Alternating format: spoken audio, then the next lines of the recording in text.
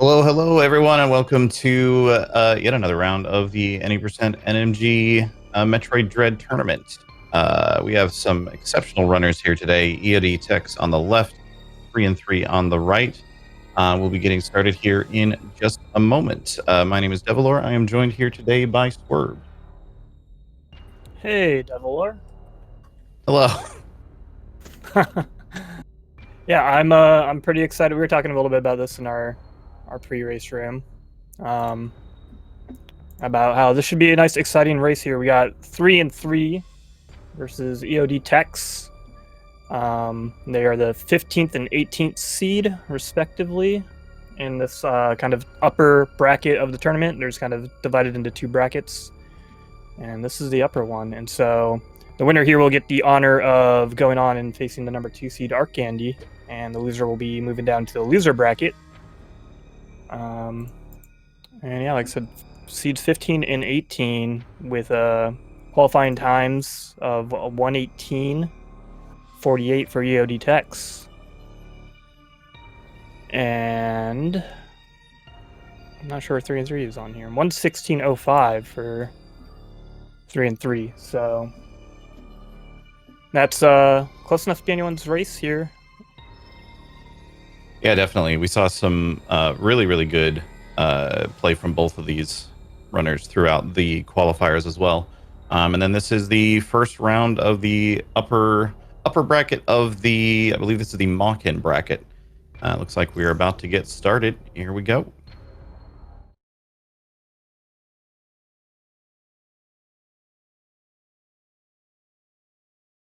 So explaining the brackets, I guess, a little bit for this tournament. There are two separate brackets. There's the Mawkin bracket and the Thoha bracket, named after the two types of, I forget exactly, like, they're Chozos, obviously, Chozo but tribe, yeah, I guess would probably be the best word for it. Yeah, the two tribes of Chozos that are featured in Metroid Dread. This is the upper bracket, so there's nobody being eliminated here today. It's just who moves on through the upper bracket and who goes down to the lower bracket. And whoever wins this has the wonderful prize of the next round being up against Arc Candy, who is like a recent world record holder, not current world record holder, but recent world record holder for the category. So they're definitely gonna have some work cut out for them throughout the rest of the tournament. But here today, it's these two runners head to head against each other. Yeah, absolutely. And you can see them getting going here. So yeah, this is NMG, so no major glitches, which means that this game will look very similar to the vanilla game until this point, 1 minute and 15 seconds in, where we have our first trick trying to skip the tutorial section here by doing what's called a pseudo wave beam through the walls to hit these kind of, what do you call these things? I just call them blobs, really. Blobs, Red yeah. Blobs, yeah. 3andThree actually having a little bit of trouble with both of those pseudo waves. 139 getting the second one is not a great start, but there's a lot that can equalize this run. Yeah, it's definitely, especially that second one that you have to shoot there is kind of a very particular, there's a lot of variables involved in getting that shot in, and there's not like a good consistent setup for it. So sometimes you can get a little hung up on it, and then it will kind of bleed into maybe getting in your head a little bit. But here we are in the first boss already, making quick work. Yeah, 3andThree actually seems to be having a little bit better time landing missiles as well, so it is entirely possible. They do both end up going on to phase 3. EODTex is able to get the kill first, but only a few seconds ahead of 3andThree now. So 3andThree's already been able to pick up a bit of that time loss that he had. Yeah, he made up for a lot of it there. And getting our first upgrade of the game, the Phantom Cloak, that will allow Samus to go invisible and slide through these little detectors. Yeah, Phantom Cloak is a weirdly important upgrade for the speed run. You wouldn't think something that makes you slow would be that important in a speed run, but it does allow for some pretty interesting movement tech, and makes a couple of tricks a little bit easier to land. We're going to see one coming up here relatively shortly, which is called Water Skip, where they're going to slide off of a ledge, cloak in midair, or cloak during their slide, sorry, do a coyote jump, and then immediately aim and jump off of a slope. And by being cloaked, that allows them to maintain just enough forward momentum that they're able to jump off of the slope and gain just a little bit of a forward movement so that they can get through a opening that they otherwise would not be able to. Yeah, you'll see it coming up here after this next room. Actually, I guess there's a couple of rooms, but this is the one with actual stuff going on. Yeah, and you'll see here that kind of their goal on this trick is, as you said, he's going to want to jump off the slope and then bonk his head on the ceiling there. So 3-3 gets a first try. Tex got it on second, so they are once again neck and neck. Yeah, it looks like Tex is like about a second behind now after all that, if that. They went through that scene transition at the same exact moment. Yeah, they were like synced up, which is really exciting because this is like a game. Oh, okay, second try for that kind of weird wall jump there. Yeah. You just get like enough height to skip like raising the water platform where you have to sit on a button and it takes several seconds. And 3-3 now has actually been able to get a very slight lead over on Swerve now. But again, very, very slight. These runners are neck and neck right now.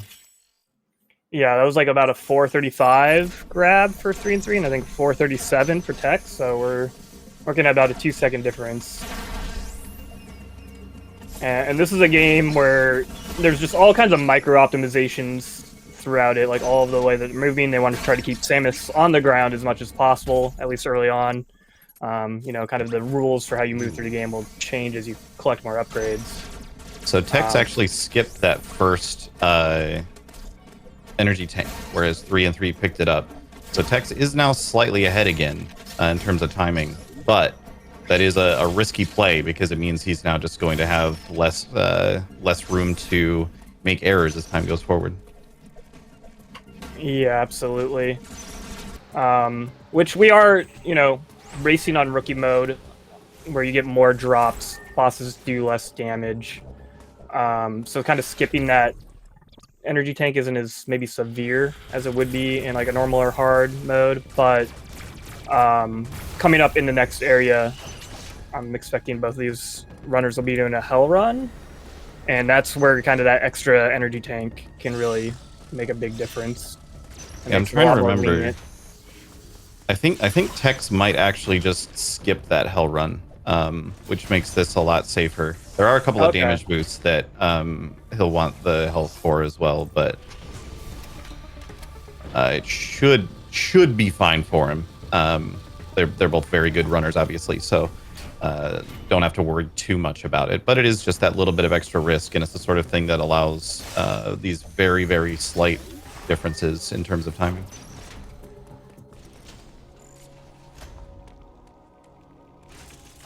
Yeah, so two runners running over to the right side of Artaria real quick there.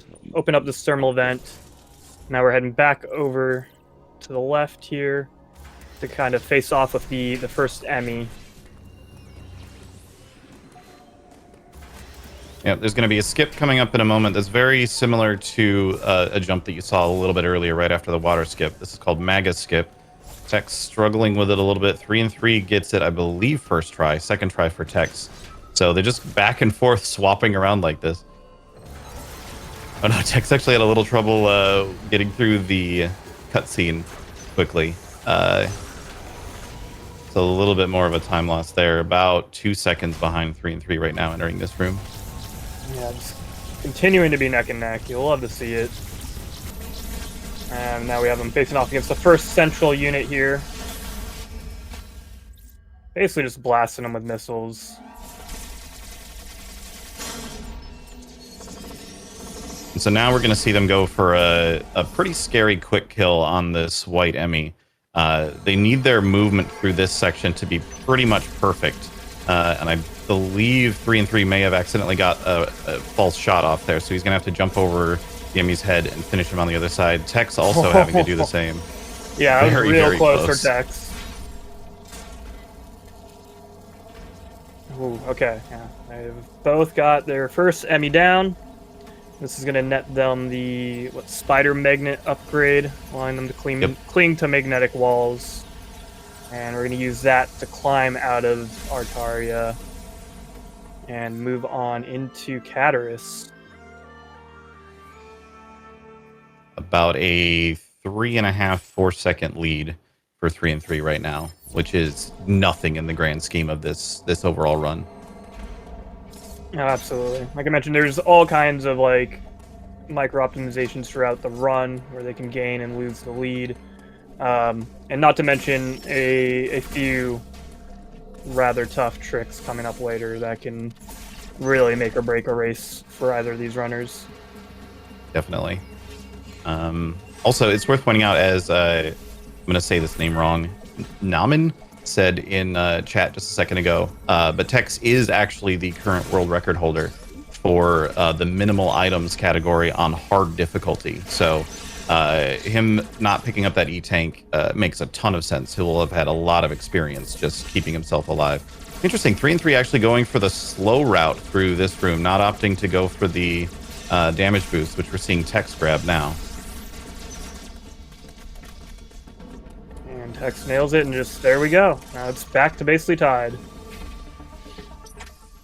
Yeah, 3-3 is ahead by literally like 10 frames right now, I think. Yeah, this is wild. Yeah, I kind of get it, like, for 3-3. I don't know, if you're just not 100% confident in being able to damage boost up there, you can kind of save it by just kind of jumping and wall jumping and aiming and hoping that you just get knocked up there. But if you don't kind of do one of the, you know, intended like strats for setting up that damage boost and drop it, you're going to waste a lot of time having to backtrack through and take the long way around. So you're just kind of looking to be a little consistent, which makes sense in a race environment. Yeah, that damage boost, I believe it's 8 to 10 seconds it saves you if you do it correctly. But if you fail it, you lose like 30 seconds to a minute. Yeah, it's just that, yeah, that magnet like tile that takes you across the room moves so slowly. This is, I believe, the last time we will be seeing Adam in this run, because I believe both runners are doing Adam skip. Adam skip is one of those tricks that it's like, it saves so much time that it's kind of dumb to not do, because like you can spend 3 minutes on it and still save time as long as you've gotten it. Yeah, it saves, yeah, a good like 2.5, 3 minutes or something. I actually don't know. So yeah, I think about 3 minutes makes sense. Yeah. And so you can fail it a bunch, like you said. Like obviously, if you're starting out and you're new to the run, it's difficult, and like it took me like hours to get it the first time. But once you start to get it down, you kind of get a feel for it, and like, you know, you may not get it first try every time, but you're gonna get it plenty fast enough to be saving time. All right, Tex is in fact not going for the hell run, and neither is 3-3, so they're both going for the safer route through here. Yeah, again, I think this makes sense, especially like with 3-3 skipping that damage boost in Artaria, like going for consistency, like that hell room. Like it doesn't save a ton of time, and the risk like reward factor there is kind of heavily skewed in the risk department. Tex had to be a little bit sneaky there to get past the green Emmy, but made it past. God, we are 12 minutes into the run, and they are still this close.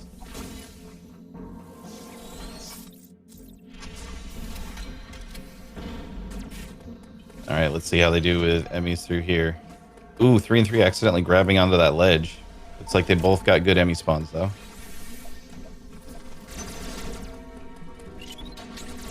No one going for the pseudo, which makes sense. It's almost guaranteed to be a waste of time unless you're very, very good at it. Yeah, that's like, do you know the time save on that? Like, if you only a handful of seconds on like first try, right? So yeah, it's a decent amount of time because it saves you having to go all the way over to the right and everything, but you still end up spending a whole bunch of time just standing around in this room, so you lose a little bit of that back. I think it's a 12-second time save overall, if you can get it on like the first shot. But the bigger risk, especially with low E-tanks, is you really only get like 2 or 3 attempts at it, so you can't like keep trying. Oh no, Tech's actually having to do the walk of shame through this. Having a little bit of trouble. I hate those things. That is man. unfortunate. But yeah. All right, here's Adam Skip for 3-3, and Tech's coming up on it as well. Ooh, First try. And Tex, that's all that looked like it might have been. No. I know Tech said he has been putting a lot of practice into Adam Skip. So yeah, what he's trying to do here is like, it's a very particular set of wall jumps. You got to get the first frame wall jumps on both sides, which you can buffer, so it's not like necessarily frame perfect, but it's still very tight timing. And then when you get up here on the slanted part, you see that he's meleeing right when he hits it at a certain time to kind of slide and get Samus to wall jump the highest possible point on that right wall and get just enough height to get to that top magnet. But that... Those last two have looked so good, and then they just barely not grabbed. Oh my god. And this, as I said, this is a very difficult trick, especially when you're first learning it. Like, that melee into, like, the respin into the wall jump is, like, basically all frame perfect. There it is. The Tex is on. And so, yeah, as we were mentioning earlier, even though that took Tex a good, I don't know, 45 seconds to a minute, like, he's still saving time overall compared to going around and then having to deal with Adam cutscenes throughout the rest of the game. Because that's kind of the main component of that. We bypass the next intended Adam room, and so none of the future Adam rooms get activated. Yeah, it saves about 1.5 minutes in routing, and I think about 2 minutes in total, like depending on your mash speed, about 2 minutes in total time just spent talking to Adam throughout the rest of the run.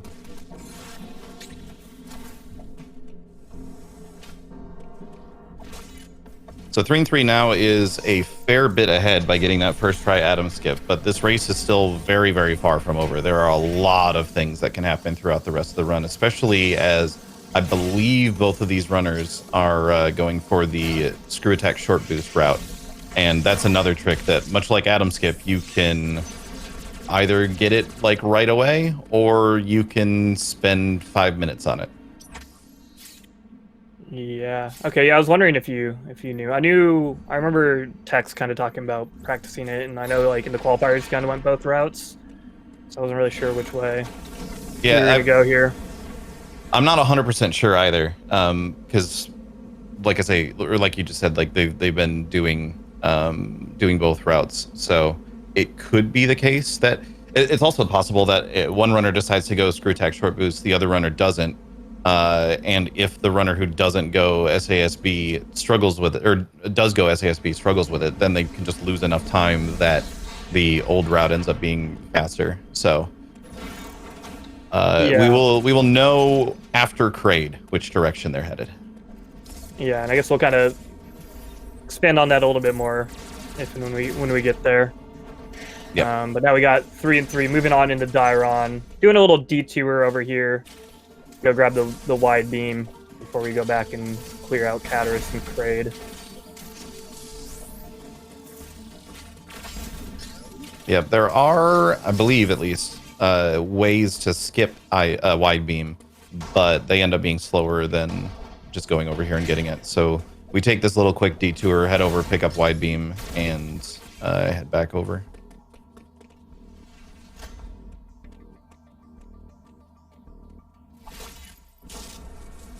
In fact, now that I think about it, I don't think there is a way to skip wide beam in NMG.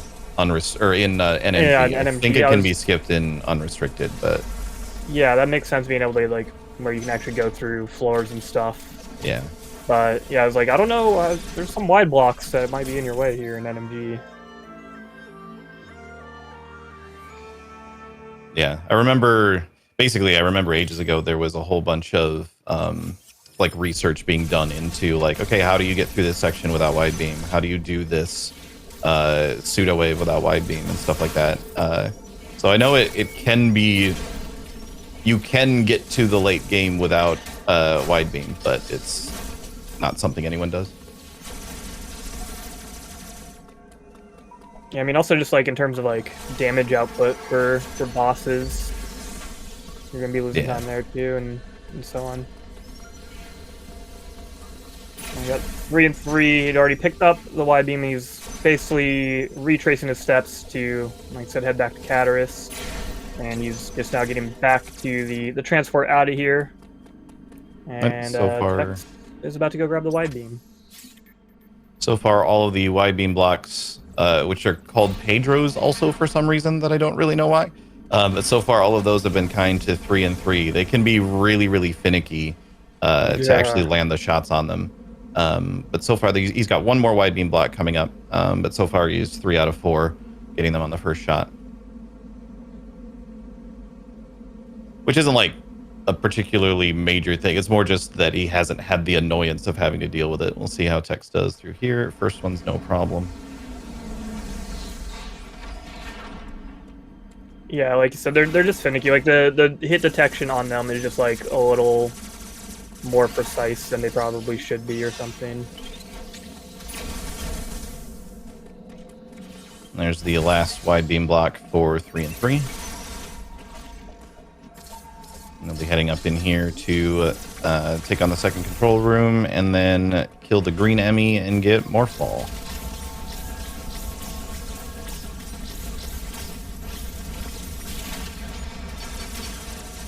So I'm going to bet, based on how these runners have been moving so far, that neither of them is going to go for the, it's called Professor Stupid method of killing the green Emmy. It is my favorite quick kill to watch because the green Emmy just looks confused the whole time. But yeah, 3-3 is going to go for the standard quick kill, which is still very fast, by the way. It's like, I think the Professor Stupid method. Oh, interesting. He actually decided to drop back a little bit and take it safe on that kill. Yeah. Don't blame him. That Emmy was like right there. Yeah. Yeah. So lost a couple of seconds to that, but not too bad at all. And he is still well in the lead on the race, so it's worth being safe in a couple of these spots. Yeah. And like the main component, so like for the Professor Stupid quick kill, the players would drop down on this ledge to the right. Now we're going to see 3-3 drop down for a little bit, and then kill the green Emmy down there, as it's kind of confused. Like, wait, what are you doing down here? You're not supposed to be down here so fast. Which is actually a little bit slower than killing it above, but you start out closer to where you need to go. Yeah, it's a time save of less than a second, I'm pretty sure.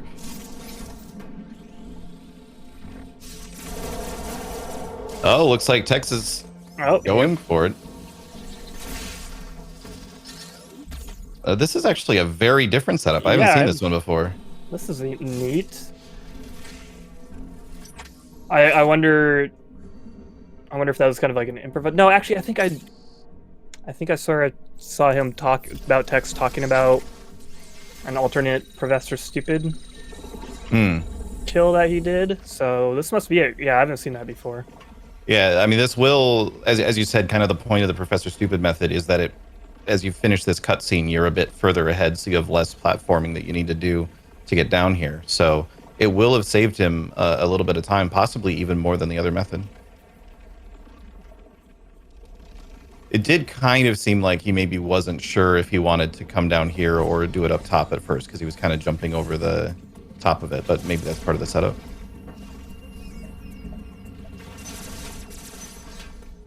Yep, and now after having picked up that morph ball, EODTex here is going to make his way over to the red teleporter that 3-3 has already taken. And I will send you over to Artaria real quick. Another little detour to pick up one last item before we go face the big, mean green Kraid. That's the hardest jump in the game, by the way, that Tex just did, getting up into that tunnel. It's not actually the hardest jump in the game, but it's probably the easiest one to miss. And it's frustrating, like the morph tunnel right before the teleporter. Yeah. Yeah. It's frustrating to miss too, especially if you like miss one jump and then you go and then you get hit by the grubs and yeah. Very clean Varia climb for 3-3. Or Varia escape.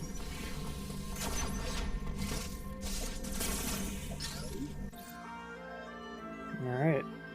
3-3 grabbing that Varia right around 23 flat, 2301 maybe. Yep, very nice. An interesting damage boost that Tex just did. Actually going into morph ball form and bouncing off of the enemy.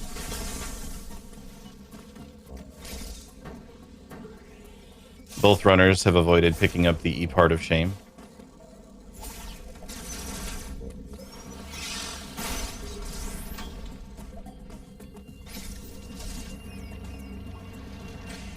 Now we have the Varia escape coming up for Tex as 3-3 is on his way down to Kraid. Yep, let's see how Tex handles this Varia climb escape sequence. It's like, I don't know, I really like this platforming, but it's also like it's surprisingly tough to do this very well. Like it's not, you're not gaining or losing a lot of time. Like it's different a few seconds, but it's surprisingly easy to mess up in that sequence. Yeah. Yeah, there's enough like just little things happening. Ooh, that was a very nice morph jump from Tex, actually shoving himself in the tunnel there. So now he's grabbed Varia as well. But we can also see he's about 1 minute and 15 seconds, I think, behind 3-3 on that Varia grab. So he definitely has some work to do. But again, there's a lot of ways to save 1 minute and 10 seconds throughout the rest of this run. Yeah, for sure. Some of those tricks that we mentioned, route differences, boss fights, plenty of things that can change the outcome of this race still. Yeah, even just straight up platforming and movement can save that amount of time.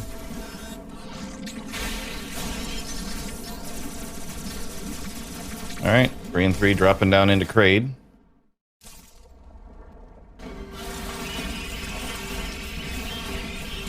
He is going to open up with missiles. I've seen a lot more runners recently start to actually use quick charges for the entirety of Kraid Phase 1 so that way they know they're going into Phase 2 with full missiles. But in this case, he's going to be just fine on missiles anyway because of the attack that Kraid just did. And he will not be going for the single wall climb. He's just going to go ahead and shoot the belly button and go up in the standard method. And he also did pick up that missile plus tank. So he does have like the 44 max missiles there, 10 extra than compared to Tex. And so they're countering the attack from Kraid there and then aiming upwards to not actually enter the cutscene sequence.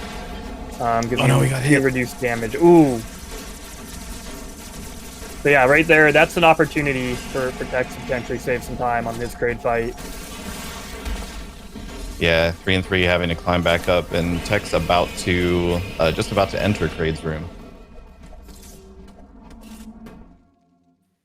Overall, not the worst Kraid for 3-3, but falling down there definitely lost him a good 15 to 20 seconds. Yeah, it never feels good to fall on that phase 2. Yeah. Tex also just going for the missiles to the face strategy, and he does have that fewer number of missiles. So this will be a bit iffy for him. He's only got, I think, 12 missiles now going into this. So he's going to stop and shoot as well. This is actually probably for the best. Even though technically he could save some time going up on the wall in a single wall jump, he wouldn't have any missiles when he got up there. So yeah, he'd run out pretty quick, and you're kind of relying on Kraid throwing these fingernails at you to replenish if you're up here.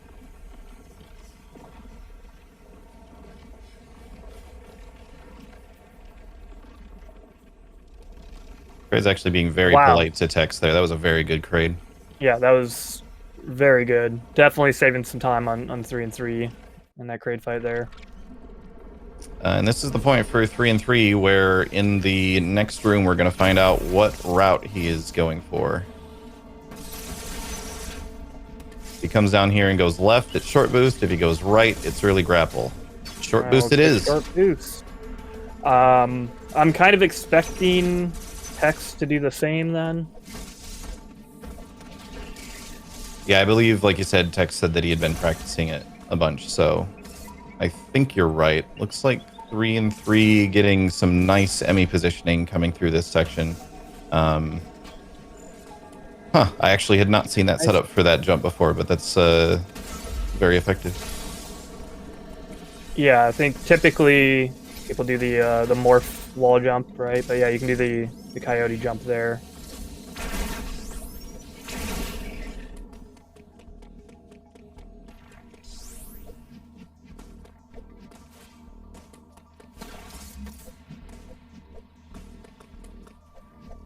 Let's find out what direction Tex is headed.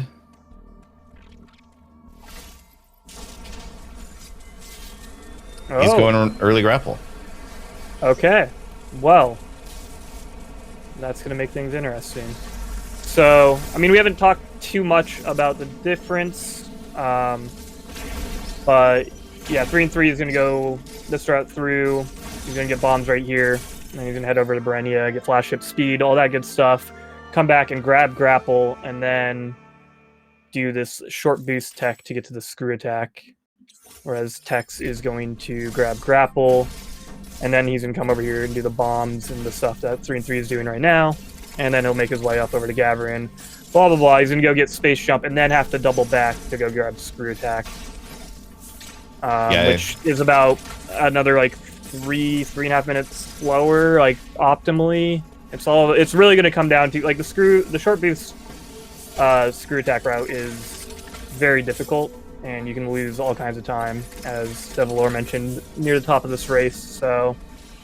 Yeah, like you say, about...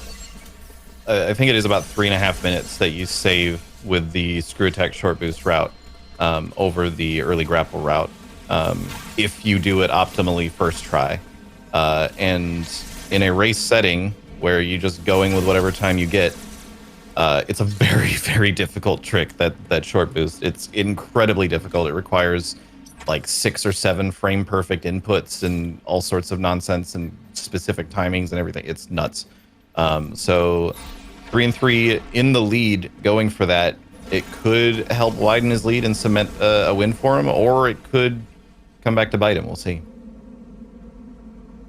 Absolutely. And it also, like, sheds a little more light onto why, 3-3 might have wanted to pick up that first E-tank, because that will give him a little bit more leniency dealing with the damage in the cold room in this route.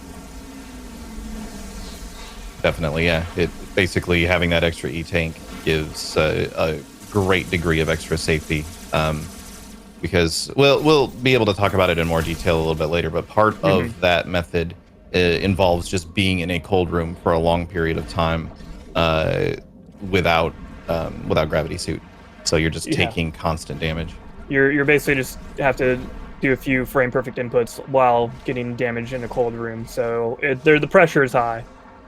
Yeah, and there is a way to farm and get more health right next to it, so you can keep trying it, but you don't want to stop and have to farm. You want to be able to just go right through. Yeah. Oh, Tech's getting some unfortunate Emmy positioning and wasn't able to quite make that jump. Oh, no! Oh, come on. Get him. Nope. Oh, that's unfortunate. 3-3 taking a dip. Oh, he's getting roughed up by this stupid bird. I think he was just like, he just decided after a moment that bird had to die. It didn't matter how fast it was, it just had to die.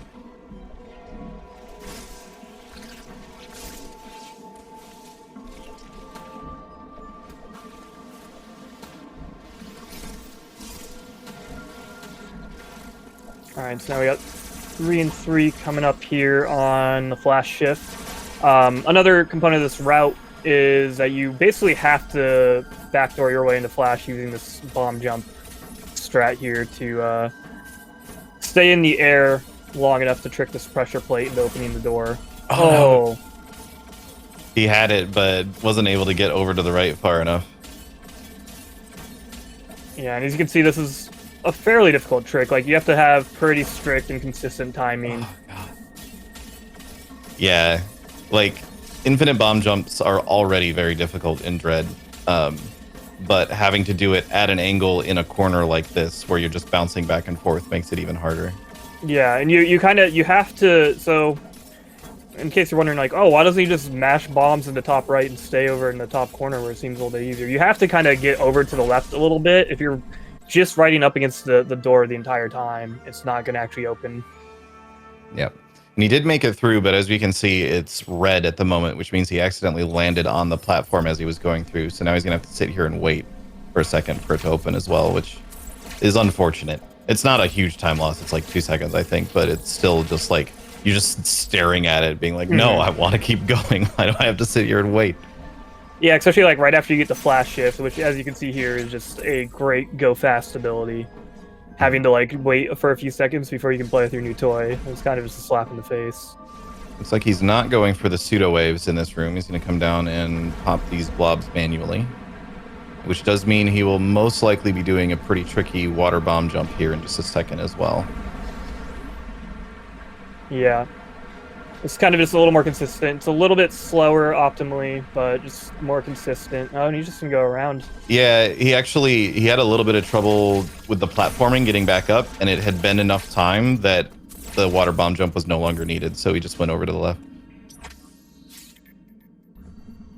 So yeah, that's you know, there's some opportunities here for Tex to make up some time when he gets to collect his flash shift. If he can, you know, get the backdoor infinite bomb jump trick in quicker, or even if he just opts to go around with the gravity, because he has the grapple, or not gravity, the grapple. He has the grapple beam, so he can go around and still save time over 3-3. Yep.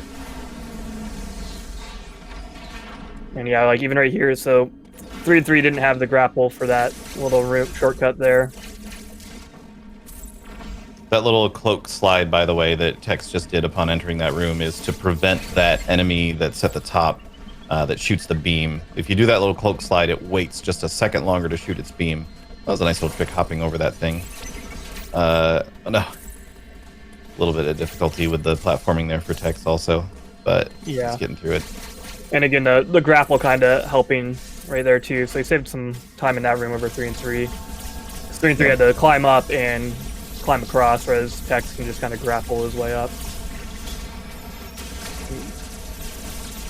3-3 in the third control center room, and he will be killing the yellow Emmy here shortly. Tex going for the back door, and he gets it first try. Very nice. Notice also that he landed in the middle of the platform so that the door is still open for him too, so he'll be able to just leave immediately. 3-3 gunning down the speed Emmy here.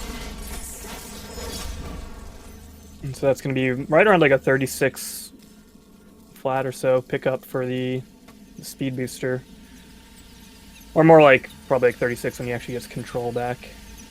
See if Tex goes for the pseudos in this room. Nope, he's going to go down to the bottom too.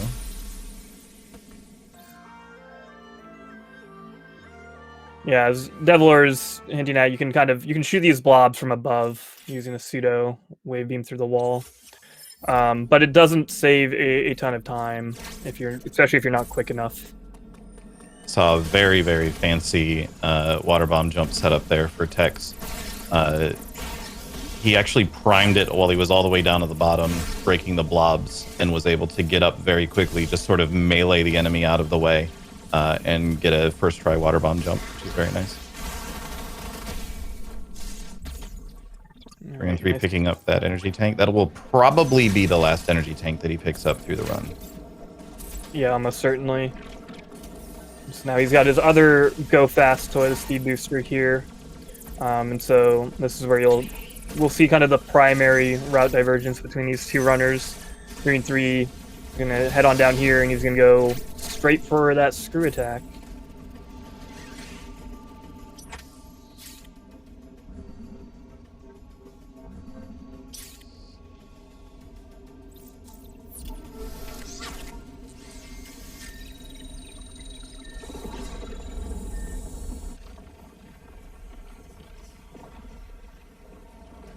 Tex on his way to the control room so that he can fight the yellow Emmy.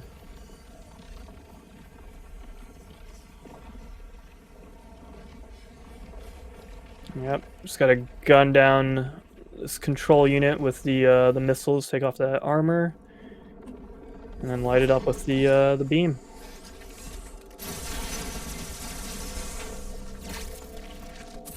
Actually, looked like he had a little bit of an issue with that fight. He was just getting hit by a lot of things, but it's no big deal. 3-3 making this real quick detour over here just to grab grapple because it's just right there. Might as well grab it along the way. But then he'll be heading over to do the screw attack short boost.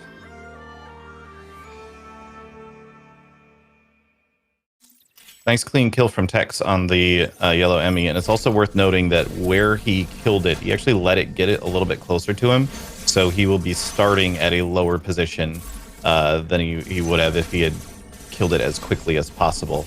There's been some debate about whether it's actually faster this way or not, but some runners seem to like one way, some runners seem to like the other, so that's what Tex did. Yeah. Realistically, it's one of those things where the time difference is very marginal, and so kind of just go with whatever your preference is. Yep. So okay, on the way to the screw attack short boost, we're gonna see a couple things. First is we're gonna start seeing 3-3 going through a lot of these cold rooms, which is why all those E-tanks that he's picked up are gonna be very important. What we're gonna see him do is come through. I'm actually curious if he's gonna go for the one trip method. There is a way to do this just starting from right here. But no, he's going to go through, he's going to pop this block, break another block down at the bottom. He actually shoots those up at the top for the extra health because he's going to need it. And he's going to be doing a setup off of this door here where he tries to essentially flash shift backwards, do a whole bunch of really complicated inputs so that he starts charging his speed boost as he goes backwards. He's doing the pause buffer method, which is him looking for a very specific frame to do a certain input. He might have gotten it. He's doing the pause buffer here to try and get the exact frame where he needs to. He got it first try. That's big. There's still a bit to do, but that's huge. That is huge. Yeah. So that's going to be a huge advantage for him nailing that first try. Yeah, that is insanely good for 3-3. So that was basically the biggest point where 3-3 could lose time throughout this route. There's still points where anything can happen throughout the run, but that was the biggest one where it could just go horribly wrong. By the way, while this is going on, Tech's managing to hold this very, very difficult Shine Spark chain through the movement up to the Quiet Rogue fight. It's a very good kind of speed keep there.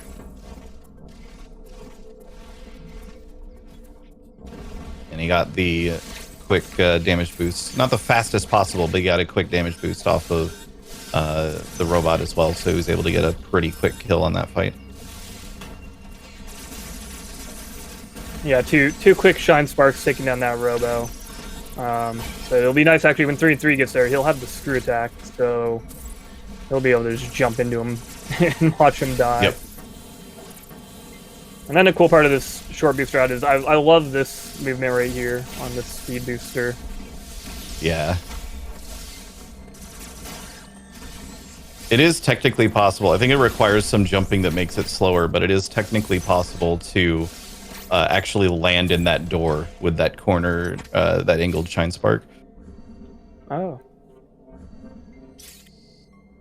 It's just, it looks cool. It's not actually faster. It just looks cool. Yeah. Because you'd have to, like, right there, you kind of like Shine Spark directly below that slope, and it just lines up like perfectly, kind of. So I guess you'd have to get kind of above that.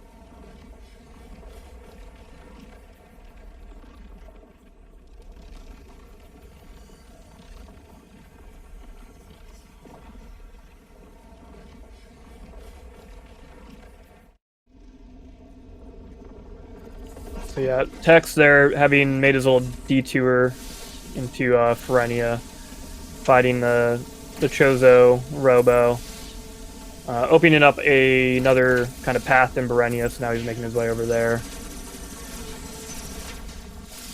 And one thing that's also worth pointing out from what we just saw from 3-3's side, there's a bunch of very complicated jumping that has to be done in the SASB route that isn't as bad in the route that Tex is running, the early space route.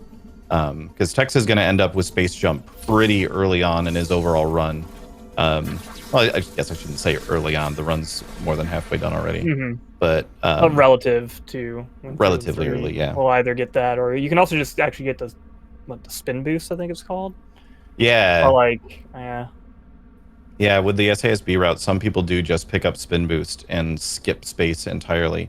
And I'm not sure if that's faster or not, if I'm honest. I have no idea.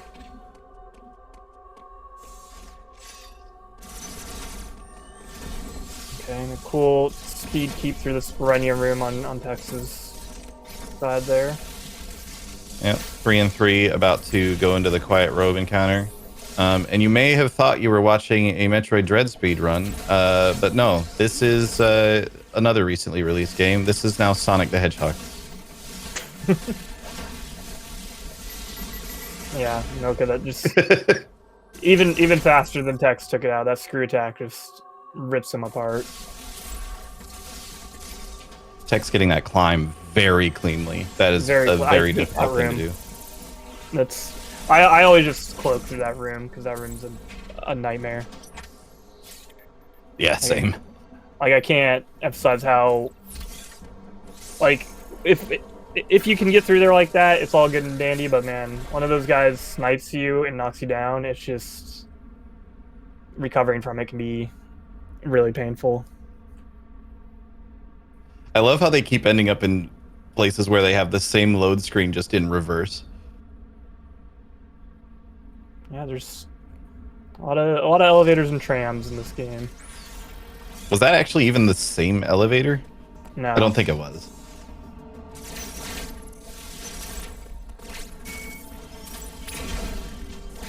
Oh, 3-3 finally having a little bit of a trouble with a wide beam block. Oh no, Tex missed the Shine Spark keep, so he had to exit that room and go back in. Yeah, the Shine Spark does an incredible amount of damage.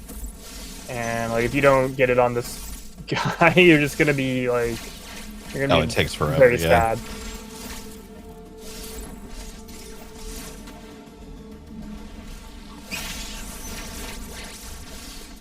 Tex is nailing these like vertical grapple sort of throws as well. If you release it at just the right time, you keep the momentum, but you can begin to control her movement.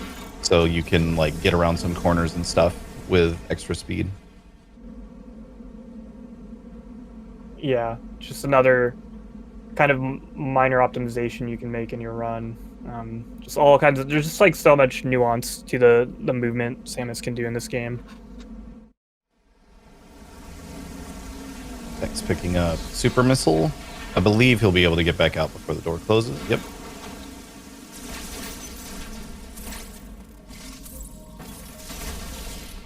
Yeah, this is the part where Samus upgrades her arsenal.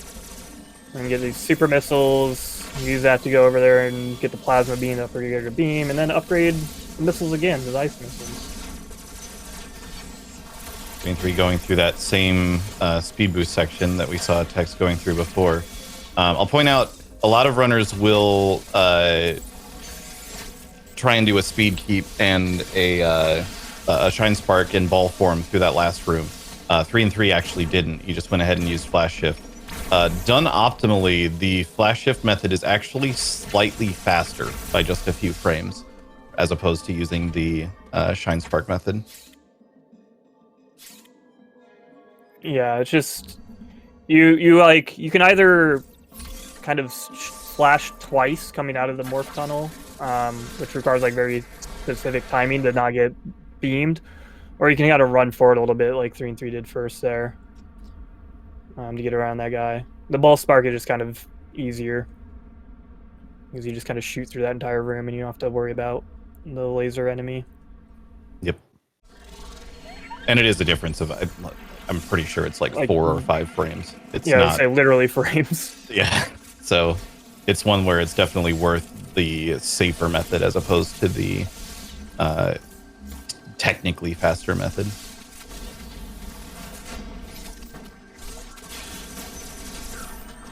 So 3 is now going to fight this golden Chozo. But again, Sonic the Hedgehog. Much faster kill. Much faster. Yeah, and you can see 3 is like hot on Tex's heels. But on top of that, you know, 3 obviously already has the screw attack that Tex is going to have to go backtrack for a little bit later.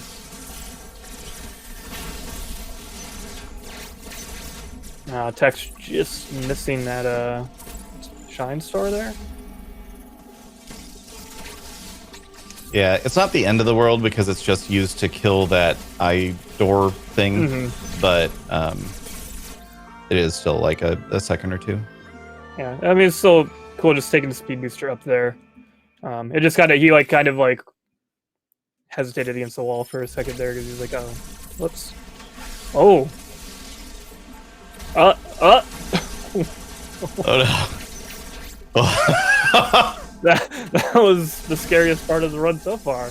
Yeah, so what just happened there on Texas side is he's just mashing like crazy, and it is very, very easy when you're just mashing like crazy to accidentally hit the start button or the home button, sorry.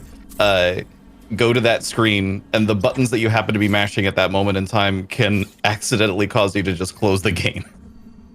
So I'm fairly confident that was an accidental home button press into almost accidentally closing the game. Yeah, because by default, the beam button is the Y button, and so when you're mashing that, and that's also the close game button on the home screen, so can cause a little bit of a panic here. So this they are actually on the same loading screen, just going opposite directions. Yep, Tex on his way out of Ellen as 3-3 is entering. Ellen, Elon, Elun. I don't think the Metroid community has decided how this is pronounced yet. Yeah, I don't know. I call it Elun, but Ellen also seems like it makes sense. More good speed booster tech on Tex's side here. Keeping it all the way up here. He's gonna bounce up here. Oh, just lost it. But he did have the Emmy kind of sitting up top still, so might have been. Yeah, I think that was intentional. Oh no, we got clipped by it. So he's gonna actually have to come out here and wait for a minute. That is very unfortunate. Yeah, that blue Emmy is just a menace. It's so easy to just kind of get chain frozen.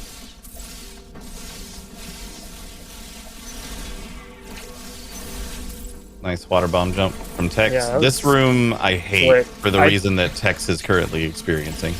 Yeah. This is like one of those rooms when, like, I don't know, when things start to go wrong, you can kind of snowball.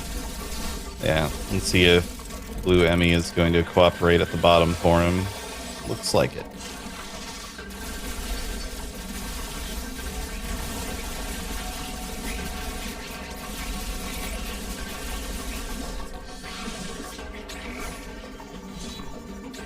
ThreeandThree getting a very nice kill on the first Chozo warrior.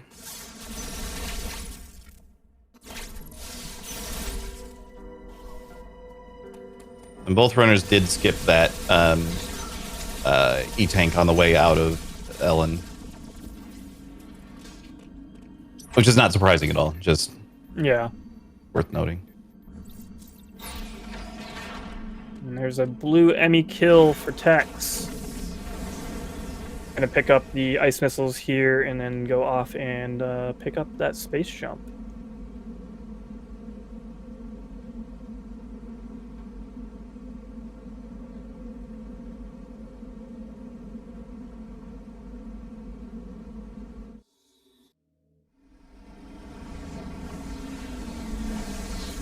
Yep, 3-3 on his way to the blue Emmy now.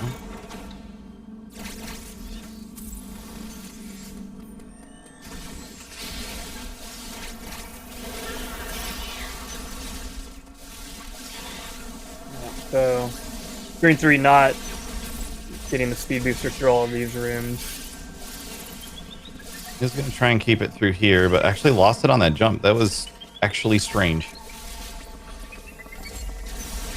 A little bit of platforming issues there, but he's going to be able to make it through. Yeah, the speed booster on some of those corner jumps can be a little weird. What we just saw Tex doing, by the way, I believe he'll end up doing it when he goes for the early space pseudo. He's turned it off now, which I'm surprised by. But the zoom is actually intended. A lot of people, yeah, here he's going to turn it on again. So this is allowed in the run. It's because it's just a basic Nintendo Switch feature. And all he's doing is zooming in a bit so that he can have a clearer view of the visual indicator that he's looking for a very tough pseudo here. Not first try. He's watching for a specific point in which that enemy... Oh, and did he actually kill it? I wouldn't be surprised. It usually takes like several shots to kill it, so I think he was probably just resetting it. There we go. Yeah, third try. Yeah, it was probably he left the room to reset its health so that he didn't accidentally kill it. And now he has space jump. Third try on that pseudo. It's a very, very precise pseudo, so third try on it is very good. Yeah, that's very acceptable. It's, yeah, like Devil said, it's very hard. You're getting like a very specific angle that you're aiming Samus's arm cannon, and then you're trying to hit the enemy on a specific frame, so just barely, when the diffusion beam explodes out, it'll hit that blob down there and break it open for you. Yeah, it was one that took a while for people to discover was even possible because of the specific timing for it. And then even after that, it took a while before anyone found a consistent setup for it.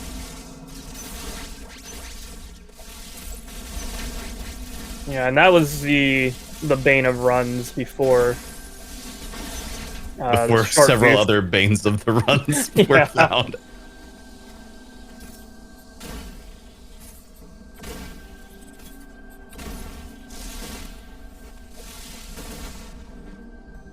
ThreeandThree now on his way down to pick up Gravity Suit.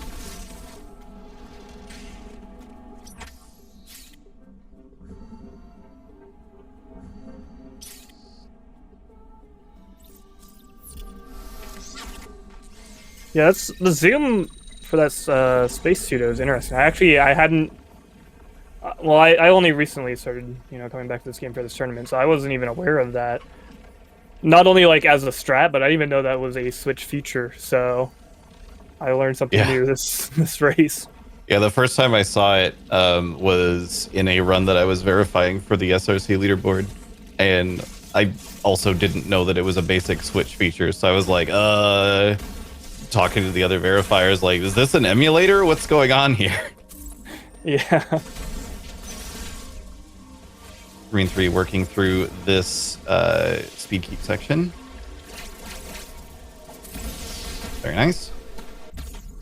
Yeah, definitely one of the more difficult kind of speed booster puzzles in the game casually. We use as a nice kind of shortcut backdoor into this gravity section. Yeah, and he did opt to pick up that missile tank. It's like the most obvious missile tank throughout the run to pick up, but you do occasionally see people skipping it. Engaging in a little light vandalism so we can get down to Gravity Suit.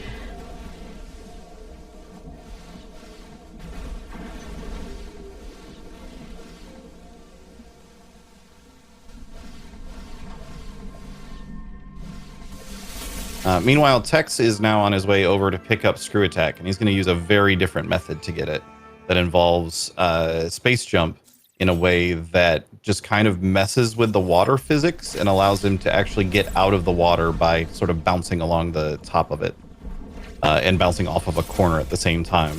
I don't know if we're really sure why it works that way, because it only seems to work that way in this room on that corner, but it's a very interesting trick. It's very bizarre. But yeah, here it is. It's kind of getting the right timing there to escape the water. Yeah, that was very fast. So you got to just see, decide, that's compared to what 3&3 had to do, that's quite a bit simpler. Yeah. Yeah, if you're interested in speedrunning Metroid Dread and you're watching what 3&3 is up to and you're hearing us talk about all these incredibly difficult tricks, there are routes that don't do, like most of the difficult tricks in this are optional. There's only a couple of them that I would really consider like mandatory, and even then it's only mandatory because it saves a ton of time, not because it's like necessary. Yeah, and especially like if you're getting started out or something, like you don't need to do atom skip, Yeah. And like there are other ways to get to that space jump early, like kind of just using like a bomb jump. It's also not necessarily, I don't know if I'd say it's easier than the space pseudo, but it's different. It's kind of another like preference thing. So, but yeah, this is like a fantastic game for like all kinds of different route options, all kinds of optional pickups in terms of, additional energy tanks or missiles you can pick up. There's a lot of flexibility and like kind of safeties you can do that make it kind of like a great speed game to kind of start out in. And 3&3 is in fact going for spin boost instead of space jump. He will almost certainly not pick up Space Jump because there's no reason to pick up Yeah. Spin Boost if you're planning to still pick up Space Jump.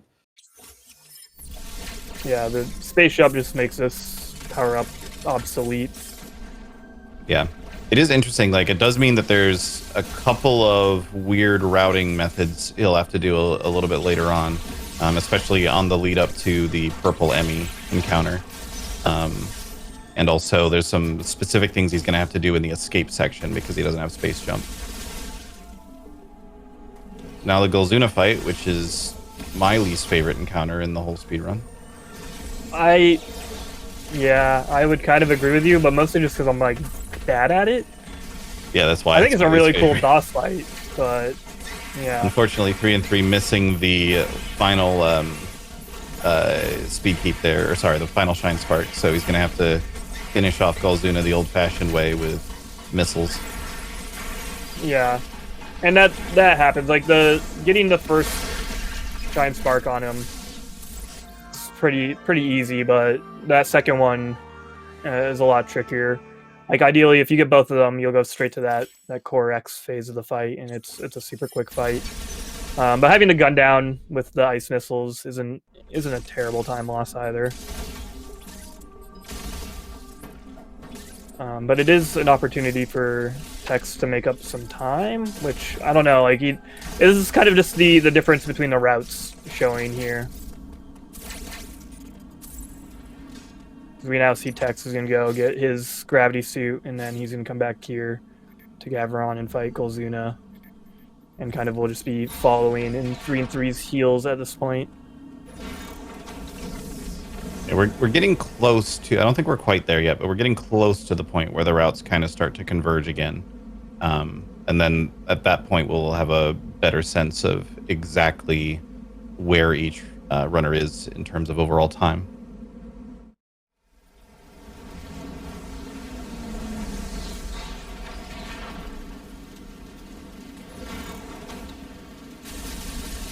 See, Tex still needs to get gravity, and then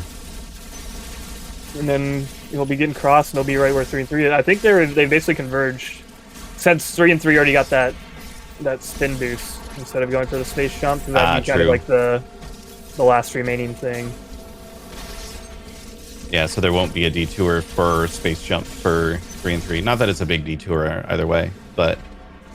Yeah, so that means we're basically at the point where the routes have converged now, so we can start to get the sense of just how far ahead 3-3 is at the moment. It's pretty substantial. Yeah, it's Tech's about to get that gravity suit, and then he's got to fight the double gold robo fight, and Golzuna. So yeah, he's a few minutes behind or so. Which again, that's largely just going to come down to that route difference. Yeah, exactly. The method that 3-3 used to get the screw attack short boost isn't the absolute fastest, but it is like very, very fast. It was the first try, and it was more consistent due to the pause buffer method that he used. So someone who just went in and just straight YOLO'd it could have gotten a faster time through that, but it would have been much less consistent and much more dangerous to do in a race setting like this. Yeah, and we're talking about like, first try, like non-pause buffer is only going to be a handful of seconds, so.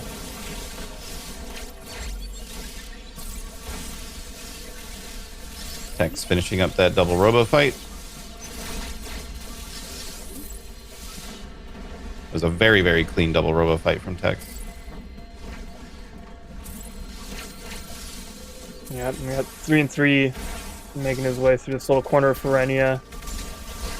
On his way to fight, I can never remember this guy's name, but he's the SQ. I know it starts with an E, that's right. I literally remember it by the letters S and Q. Got the nice quick kill, again, very reminiscent of some Sonic the Hedgehog boss encounters. But he is going to have to do a 3 cycle on the X Parasite. Yeah, that's really nice. Hitting him with that Shine Spark over to the left, so you get him in the corner there. And like you said, just kind of Sonic bouncing on him until he dies. Tech's No, about to move on to Golzuna. Yep. Let's see if he's able to get the double shine spark on phase 3.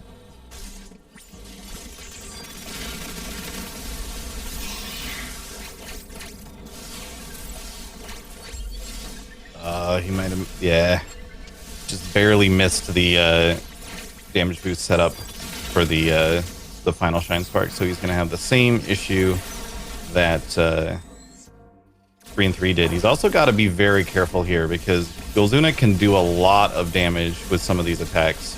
Looks like he's gonna make it through. The X Parasite actually could kill him too if he's that careful. But there it is.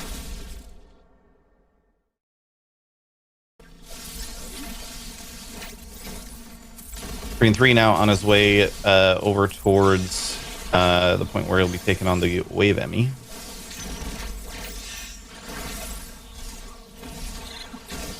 Yep, And we're going to see some of that weird movement here in a moment that I mentioned is necessary, and you only have spin boost. Oh yeah. Yeah, not this section, but up at the... I think it's this next room. Yeah, the very end of this room. There's some weird movement he'll have to do.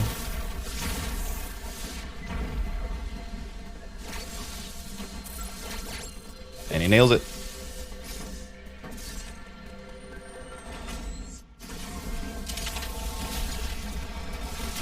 And there's our last control unit fight. And it's over. Yeah. The final control unit fight is by far the easiest. Yeah, I love that one. It's just like, it feels so, because it's just like the kind of like that power fantasy you want from these Metroid games. You're like, oh, here's like one of the first mini bosses you fought, and now you can just destroy it instantly if you know how to use all of your new abilities. Like 3 and 3 going for the safer method on this fight. He's going to knock that block over to the left. He actually takes a quick shot up on that blob just to save him some time having to kill it in a moment. And he'll be fighting the Emmy mostly through this wall here, timing things very carefully so that bomb block reappears right as the Emmy reaches it, and the Emmy will destroy it in that case. Looks like he did actually get the pop just before he sat down, so that was a very, very quick kill of that method on the Emmy. Very, very nicely done. Yeah. And we are reaching the end here for 3 and 3. We got one more power up to go. And now Tex is entering Frenia. Which 3 and 3 will be on his way out of in just a moment here.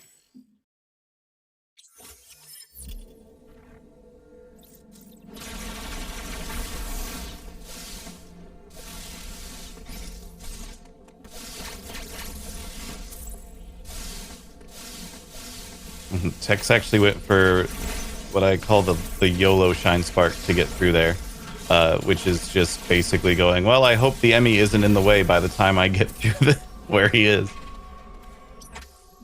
Yeah, that's yeah, kind of risky, I guess. So, and I feel like every time, if your timing, you gotta go on. Yeah, if your timings are very tight, you'll never be in the way, but you have to get all of your timings like perfect. Oh, okay. Well, that's interesting then. Yeah, that makes it sound a little more appealing, because I start, like, half the time if you just try to do like a normal like speed booster through there, the wave Emmy is just gonna be waiting for you at the end of that room, and it was like, hey, what's up, and stab you.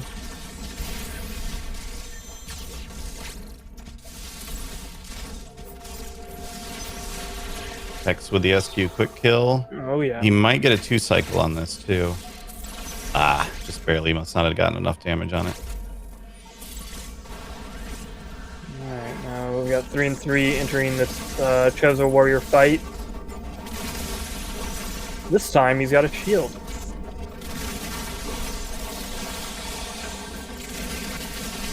So good use of that new Storm Missile upgrade there.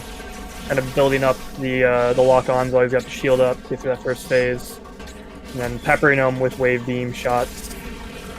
And the shield is gone.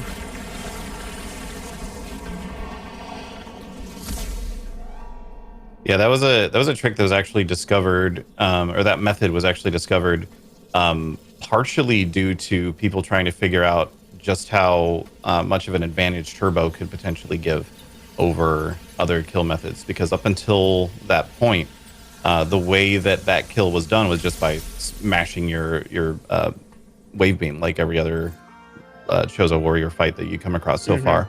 But then people started experimenting with storm missiles, and it turns out that storm missile method, just because of the sections of time where he's immune to damage, getting that big burst of damage from the storm missile is actually faster than just smashing.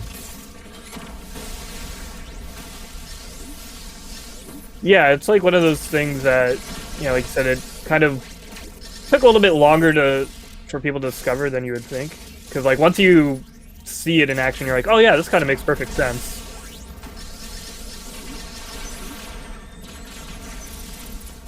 Yeah, and there's still constantly new tricks and new methods and new routes being discovered in this game. The unrestricted route, for example, had a pretty huge shift about a month and a half ago, to where it went from, I think the world record at the time was like just over 1 hour. I don't remember exactly by how much, but it was like a couple minutes over 1 hour, and it went down to now I think it's 42 minutes, something like that. I haven't actually looked at those leaderboards. Yeah, it's gotten down there. And we got 3-3 on the final Chozo Warrior fight, the Golden Chozo Warrior here. More or less the same as the one we just saw him fight. But yeah, that's actually, it's crazy to see that unrestricted time down so much now, because, you know, compared to back when this game was a lot newer, like the time difference between NMG and unrestricted was pretty marginal. Like it was only a handful of minutes, but now like there's actual major differences between the two. Tech's going for the very, very risky quick kill on the wave, and he looks like he's got it. He does. Very, very nice. Just basically standing his ground in that corner there. He essentially, the way that works is there is just barely enough time if you don't miss any shots to break the faceplate before he gets to you in the corner. If you miss a couple of shots, you can recover from it by doing what Tex did, by jumping over him. But if you miss more than like 2 or 3 shots on him in that whole section, you just die. There's no saving it at that point. Yeah, it's terrifying. And we got 3-3 getting ready to enter the Raven Beak, the final boss fight.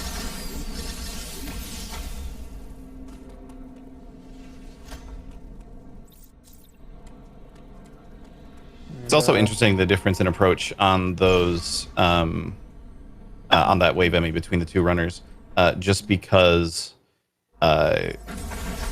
the angles of that kill are so precise for the way that Tex did it, and angles tend to be difficult on turbo controllers, which I believe 3-3 is using a turbo controller. See if 3-3 gets gold skip. Easy enough. Very nice. But yeah, it's kind of like the main kind of strat you want to get on phase 1 of Raven Beak there is if you're not careful with your damage output, if you don't get that phase 1 or that 1 cycle in the cutscene, there's a good chance he'll have gold armor that makes him invulnerable for kind of a random amount of time, which isn't great. Yep. Yeah, it's really, really rough. You're just basically forced to stand there and wait for him to do a move that you can counter. Very, very clean phase 2 from 3-3. Noticed him keeping Ravenbeak kind of stuck in a corner. That basically removes a couple of the more annoying moves that he can do, so that he doesn't do it. This is a pretty late sun from him in that phase. He could have maybe considered not wasting the time on the power bomb there, but he went for it anyway, just for the safety. But he is going to skip that counter cutscene just because it would likely cause him to waste time at this point. Yeah, if you kill Ravenbeak during that cutscene, you still have to watch the rest of the cutscene. Yep. If you get it early in the phase, it's worth it because you can fire missiles like twice as fast, so you can actually do more damage than you would otherwise, just due to the way that ice missiles work. But later on, if you're going to waste time in the cutscene because you've already done more damage than you need to, it's not worthwhile. Yeah, all around a very solid Ravenbeak fight for 3-3, and now he's on. Well, I guess we got one final appearance on Ravenbeak, but we're in the escape sequence. He actually started that charge kind of late. I'm a little nervous. Okay. There's a timing. So essentially, on killing Ravenbeak X, there, you want to have done an amount of damage by the time he gets to you, but it takes him longer to get to you if you start shooting right away. So we delay a moment actually starting to shoot him. But if you wait too long, then you haven't done the amount of damage you need to have done by the time he gets to you, and you just get eaten. So yeah, and it's actually like it can be a difference of several seconds. It's kind of surprising, but if you just like hold down the shot button as soon as possible, he moves so slowly towards you. there's some of that weird movement I mentioned that 3-3 was going to have to do through the escape section using a cross bomb, along with the spin jump to get up to that section because he doesn't have space jump. I'm curious if we'll see him do the speed keep through here.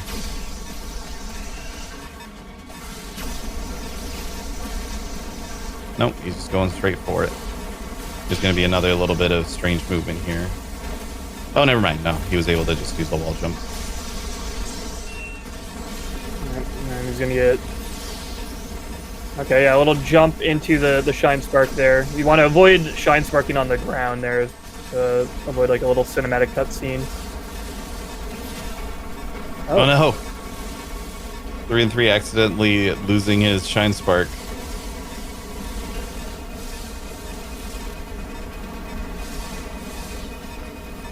But that'll do it. 1:15.06 for 3-3. And that will make him the winner of this race. Congratulations. Yeah. GG to 3-3. Just in time for Tex to head off to Idorash? I don't know how to pronounce that one either. Iterash? Itorash? I'm not really sure either. Yeah, where's the pronunciation guide for all these areas? I just call it iTrash most of the time.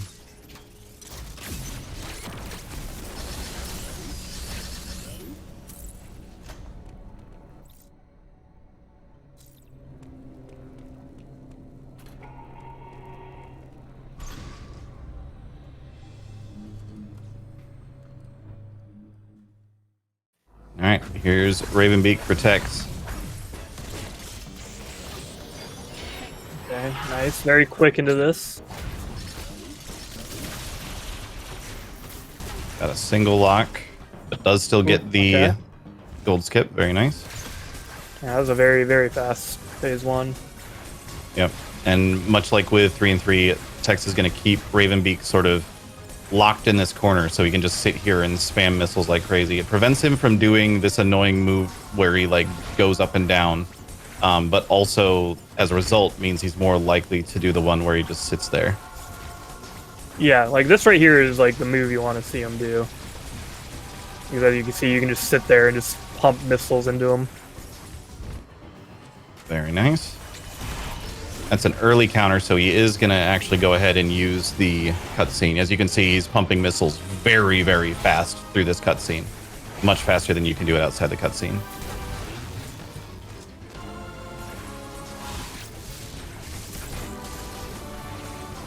It's a late sun. He might skip it. Yeah, he's not going to worry about the power bomb. He'll just have to avoid some of these hits. And then he's peppering in some cross bombs there too. Just another way to kind of optimize your damage output against Ravenbeak. Yep. He was also, as you can see, actually walking into Ravenbeak just before he shot his beam, because the damage you take from bumping into Ravenbeak is less than what the beam does. And so that way he can just stand there and take a little bit of extra damage, but keep pumping out damage.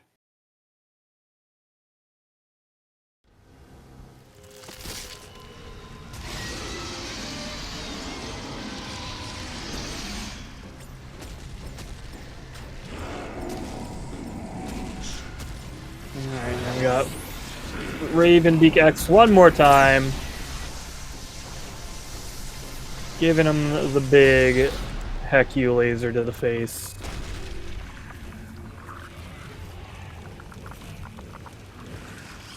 Yep, and Tex obviously does have space jump, so he has a couple more maneuverable options as he comes out here. It is very slightly faster to space jump up there than it is to do a Shine Spark if you have it.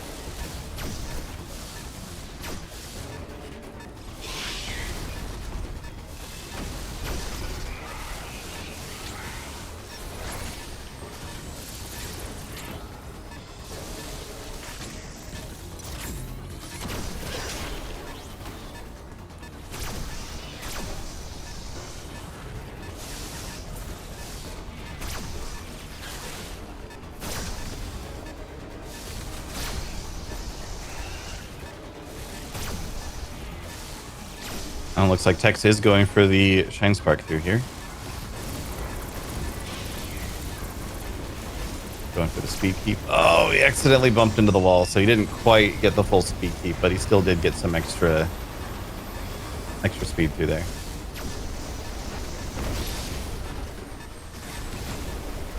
Oh no. He accidentally Shine Sparked into the floor. Yeah. Yeah, because when you're Shine Sparking, you're going a lot faster than just even running on the speed booster, so you can kind of just Shine Spark into the slope there, save some time. Yep, I think it was a 1:19:34 as he was crossing the finish line there. So still a very, very respectable time from Tex, especially for that route. Yeah, looking at the race time room here, looks like a 1:15:07 to a 1:19:38. Hello. Oh yeah, we have Hello. 3andThree joining us in here. Congratulations, sir. That was a very, very nice run. Thank you. Yeah, it's a PB. Oh, very nice. Ooh. Yeah, congrats. That was great to watch. Like, great job on that first try short boost. Yeah, I was happy about that. It made up for the backdoor flash. Yeah, the backdoor flash definitely gave you a little bit of a struggle there for a bit. And obviously in that route, it's completely mandatory. So like, I guess I'm just curious, what sort of thoughts are going through your head as you're sitting there like, I have to get this backdoor flash. I have to get it. Like, how is that affecting you at that moment in time? You know, you usually actually don't have much trouble with it. I think it's pretty common to go too fast. And then once you start messing up, you start going faster. So I was trying to pull myself back, but I just like could not find my rhythm, and I kept getting the door to like half open. But yeah, I don't normally get stuck there, to be honest. But that was there's always gotta be something special. Yeah, that was unfortunate. Yeah, you had like 2 or 3 times before you actually got in there where it like just started to open and you just barely lost it. Yeah. But I mean, other than that, like, yeah, you did. That was a damn fine run. Thank you. Yeah, I'm curious as well. You take spin boost instead of space jump. I'm curious what your thoughts are on that switch. Is that something that you find is faster, or is it just that you prefer that method more? I find it comfortable, and I think it's supposed to be pretty similar. Actually, Rubik's Cuber was trying to calculate it out, and he was finding it to be about the same speed. And I just like to have a second jump sooner. It definitely. Sorry, go ahead. And like the spin boost, like in game, is a little bit awkward, but I already kind of used to it just from playing some all bosses glitchless. So it seemed like an easier transition. I picked up this route pretty late. I started running this route about like a week before the qualifiers started. So I was trying to pick the variation that would take me the least work to get used to. And I figured it'd be this one. Well, congratulations. I believe this means that you will be moving on to go up against Arcandy in the next round. How are you feeling about that? Well, I'm hoping for a good losers bracket round. You just have to PB again, right? Yeah, I have to get a best PB of my life, and he has to have a terrible run. We'll see how it goes. Just pull a casual world record, no problem. Anything in particular that you're planning to like spend some time working on, or any like strats we should keep an eye out for that you might try and pick up for that next one? No major changes. I tend to keep it kind of safe. If I'm not confident in something, I just won't do it. But I mean, there's just a handful of things in the route that I'm just keep. I always have some major goof up in my routes. I think I can do, 114 or lower. I actually will need to probably for my losers run. So we'll see if I can get down to the 114s consistently. Yeah, I mean, you just gotta shave off a few more seconds. Yeah, you noticed early on that you did a couple kind of more consistent, like, safe stuff. Like, you skipped that damage boost at the end of Artaria, and both of you opted not to do the Hell Run in Cataris. Yeah. Which, probably makes sense for a race scenario where you kind of want to maybe prioritize consistency a little more than you might when going for PB attempts. Yeah, I kind of stink at, my consistency with the damage boost is not as high as I'd like, especially for a race, yeah. And, I just haven't, I have the extra E-Tank, so I could do a Hell Run, I just haven't spent the time to get comfortable with it. And, I don't know, it's 2 seconds, I'm not that worked up about it. Yeah. No, I was even mentioning in the commentary that, like, the risk reward for the Hell Run in particular is, like, very heavily skewed. Like, it's, once you get it consistently, you yeah, if you get used to it, then it's just a free 2 seconds, but I just haven't put the time in. But yeah, like, the risk of messing that up and having to go back to that last checkpoint and lose, like, a minute, like, that just never feels good when you're like, oh, well, could have saved 2 seconds and instead I lost a minute. Right. Yeah, we had to run one of the qualifier rounds. There was, I forget which runner it was, but we had a runner die 3 or 4 times, I think, on that Hell Run. So especially in a head-to-head race setting, it's totally worth, like, saying, you know what, I'll just lose the 2 seconds. I'll just go for the safer route. Yeah, it's intense. And speaking of going the safer route, what's up, Tex? How are you feeling about that? Howdy. That run was not my greatest, but I got enough of my tricks and. Yeah, it was cool seeing you go for the early space route, and kind of seeing that go head to head against 3andThree going the screw attack short boost route. Is early space, is that just because you're more comfortable with it, or was that like a conscious decision to try and take the safer route and just kind of hope that the short boost would give 3andThree some trouble? The short boost hurts my hands, and I don't go for strats that do that in speedruns because health is more important. That makes complete and perfect sense. Yeah, I can totally respect that. Yeah, I've messed around with short boosts. It's just insanely difficult. Like, and yeah, it doesn't feel good. Like, I don't know if the kind of that pause buffer strat helps out with the hands at all.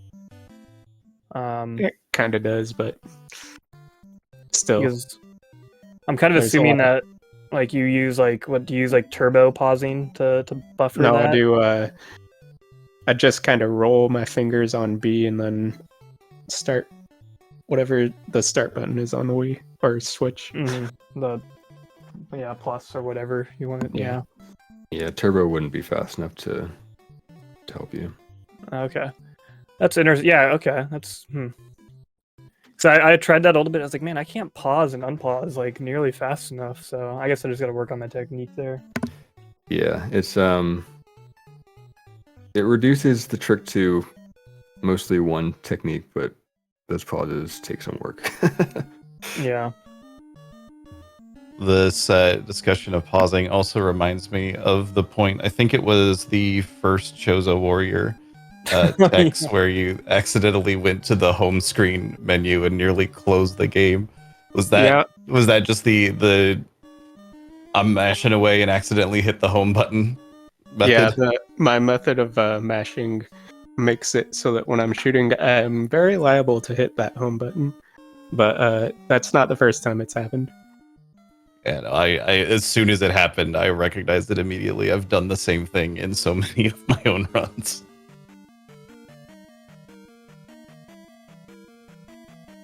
Yeah, just like in general, when you're mashing, it's very easy to just hit that home button.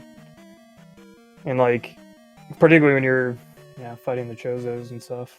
That's not fun. That's scary.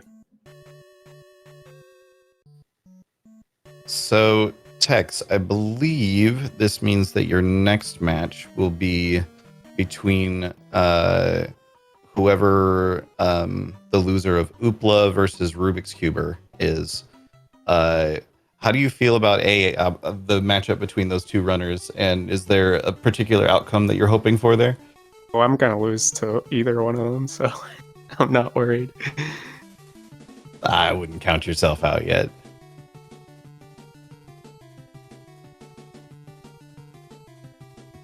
Tex, are you still on a physical? No, I Oh, you're switched on digital now. like Okay. 2 weeks before it went on sale, which kind of pissed me off. No. Whatever. Oh, that's unfortunate.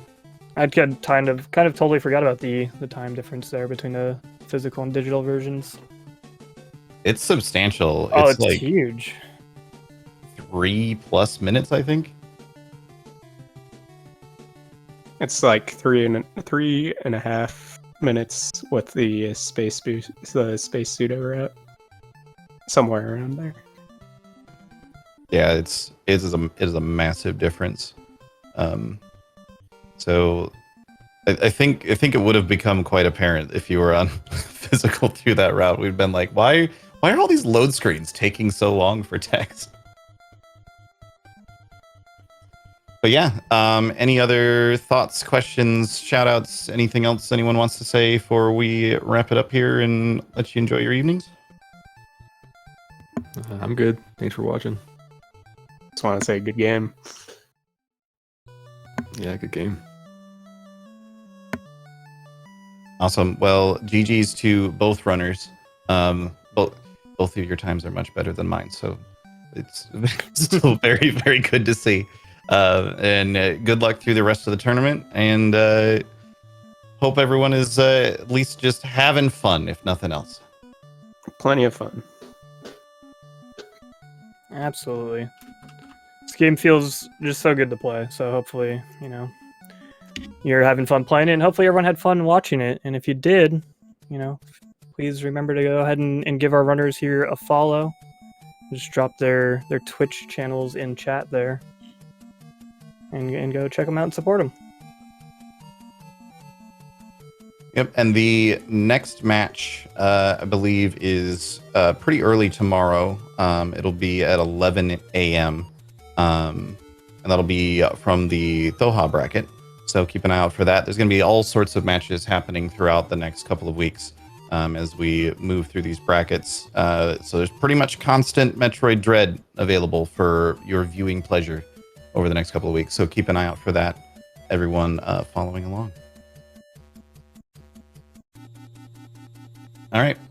Well, I guess that pretty much wraps it up. Thanks again, everyone, for tuning in. Thanks again, and GG's to both runners, and we'll see you next mission. Have a good night.